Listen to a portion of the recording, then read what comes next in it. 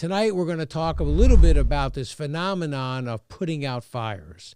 All of us have been there in the workplace, been there in our personal lives, where all of a sudden, every problem that we have is an urgent problem, needs our full attention, stop everything, drop everything. Now we're all working on this problem. And occasionally those things happen and you have to react to them. But when they're happening every day, day in and day out, you start to have to think about, well, why is that the way we do business here? Most times it's because of leadership. It's because of those individuals in charge who are creating these fires. Oftentimes they create the fires because they're micromanaging, or they don't really have their priorities set, or they put everything in the same category. Everything is urgent and everything is important. And as you know, we've talked about this once before when we talked about work-life balance. You have to understand the difference between nice to do and need to do. And not everything is a need to do. But if you put everything in a need to do, well, certainly you're going to create that fire.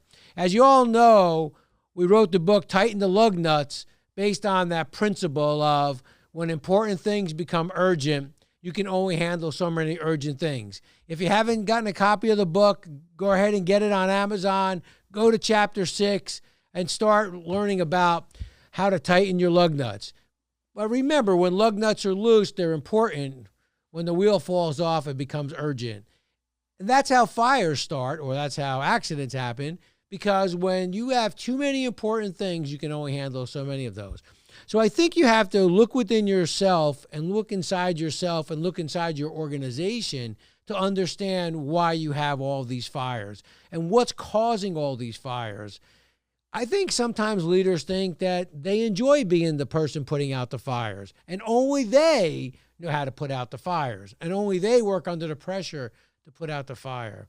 Personally, I think the least amount of fires you have, it's best for your people, it's best for your organization, certainly best for your customers because they don't handle the fires well at all, right? When all of a sudden someone that, for example, an account executive that's working their account or is their liaison is now taken off of that because they're put on a fire inside the organization or another important task that has to be taken care of, they're upset about that as the customer because now you've taken their person off of their responsibility.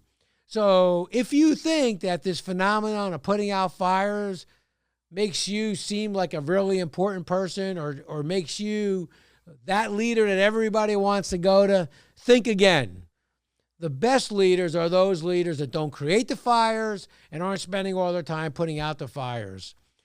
In our next episode, we're going to talk about the 4 signs to identify so you understand where these fires are coming from and how they're created. Until our next episode, don't be the person starting the fires. Have a great, great week and talk to you soon.